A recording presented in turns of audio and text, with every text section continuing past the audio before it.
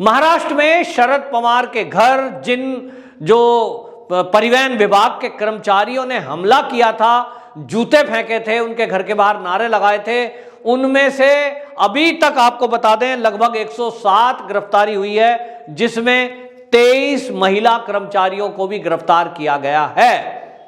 अब सवाल तो यह है कि ये गिरफ्तारियां की गई हैं, हालांकि इसको लेकर के देवेंद्र फडणवीस जो कि पूर्व मुख्यमंत्री है, उन्होंने भी इस घटना की निंदा की थी और ये कहा था कि मुझे ये खबर मैसेज मिला था कार्यकर्ताओं के जरिए कि कोई प्रदर्शन होने जा रहा है जिसमें शरद पवार के घर के बाहर प्रदर्शन होगा, सिल्वर ओक जो उनके बिल्डिंग का नाम है। मुझे ये खबर थी, पत्रकारों को ये खबर थी, पत्रकार कवर करने के लिए वहां पहुंच गए, पुलिस को, इंटेलिजेंस विभाग को ये खबर कैसे नहीं लगी, और अगर लगी थी तो उन्होंने समय रहते कार्रवाई क्यों नहीं करी थी। अब ये कमी है, इस कमी को उजागर किया गया। लेकिन सवाल यह है कि अगर कोई व्यक्ति अपनी मांग कर रहा है, नवंबर 2021 से आंदोलन इसलिए चल रहा है क्योंकि महाराष्ट्र राज्य सड़क परिवहन निगम जो निगम बना था, उस निगम में इतने पैसे की कमी है कि लोगों को समय से सैलरी नहीं मिलना, लोगों को कभी भी निकाल करके बाहर कर देना और उनका उत्पीड़न होना, कोई सुनने को तैयार नहीं है। जब ये बेस्ट हुआ करती थी, जब ये राज्य के अधीन था परिवहन विभाग, तब उस समय कोई समस्या लोगों को आई नहीं, लेकिन आज ये समस्या आ रही है। लोग इतने दिनों से ये आंदोलन चला रहे हैं, उनकी मांग ये है कि जिस तरह से वित्तीय हालत इस निगम की हुई है, परिवहन विभाग की, इसके चलते इसको राज्य सरकार में वापस शामिल किया जाए। आंदोलन चल रहा है, इस आंदोलनकारियों की इस बात की निंदा की जा रही है जो उन्होंने शरद पवार जी के घर के बाहर किया। किसी को भी हिंसा करने का बिल्कुल भी राइट नहीं है। आप किसी नेता या किसी आम पब्लिक के घर के बाहर पथराव करोगे, जूता फेंकोगे, गाली गलौज करोगे, ये नहीं चलेगा। लोकतंत्र में इसकी बिल्कुल मनाही है। हां, आप अपनी बात करिए, आप डायलॉग करिए, आप भाषणबाजी करिए, आप लिखित में पत्र दीजिए, आप तख्ती लेकर खड़े हो जाइए, इसकी परमिशन है।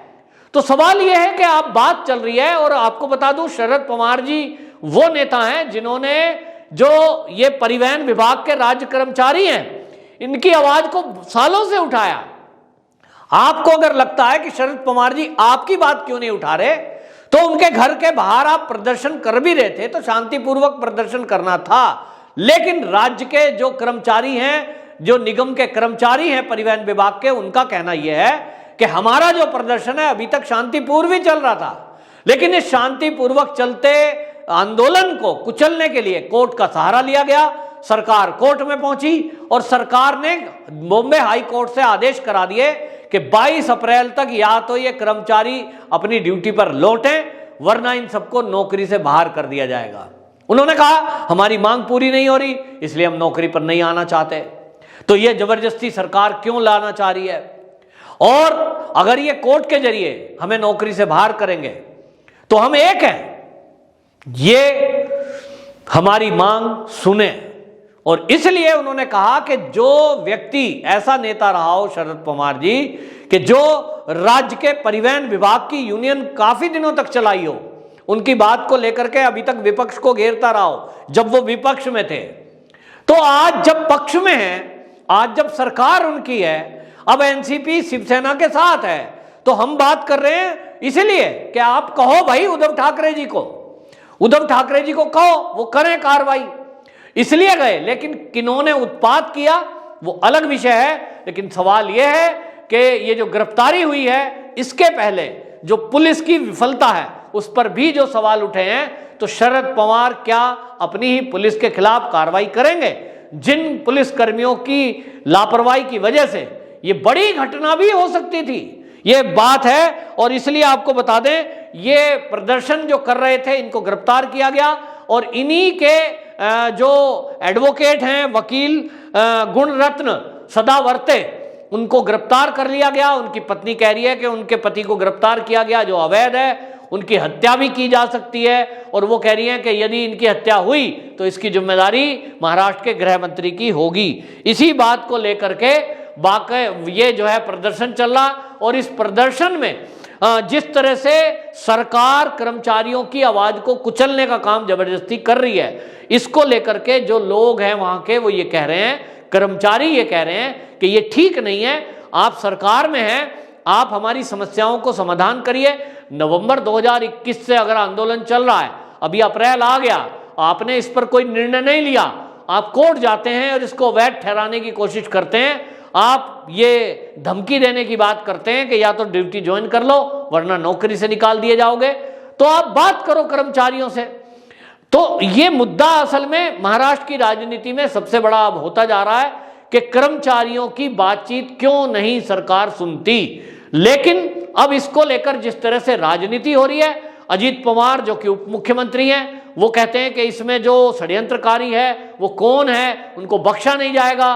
देवेंद्र फडणवीस जो कि बीजेपी के लीडर हैं, वो कह रहे हैं कि इस मामले में सरकार खुद दोषी है, उन्हीं के जो गठबंधन में शामिल लोग हैं, शिवसेना के खिलाफ शायद ये आक्रोश है, ये उन लोगों ने करवाया है। किसने करवाया है, कौन किसके खिलाफ जांच करेगा, ये एक उलझी हुई गुत्थी दिखाई दे रही है। लेकिन अब बात तो यह है कि एक दूसरे पर दोष मढ़ा जा रहा है।